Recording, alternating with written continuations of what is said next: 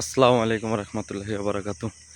ঈদ উপলক্ষে সাবেক প্রধান উপদেষ্টা ডক্টর ইউনূস সাহেব ফেসবুকে একটা পোস্ট দিয়েছে, ঈদের শুভেচ্ছা জানাইছে। তাতে 16,000 মানুষ মন্তব্য করছে। 16,000 মানুষ মন্তব্যের ভিতরে আনুমানিক মানে ধারণা আর কি আপনার 98%। তাতে তাতেও একটু বেশি হবে, কারণ 16,000-এর ভিতরে মনে করেন 14,000-ই মানুষ খালি গালি দিয়েছে ওনারে, আর 2,000 মানুষ ওনার বাহবা জানাইছে। না, আমার কথা আছে কি, গালি বাহবা জানাতেই পারে, কিন্তু এর ভিতরে একটা জরিপ করলাম।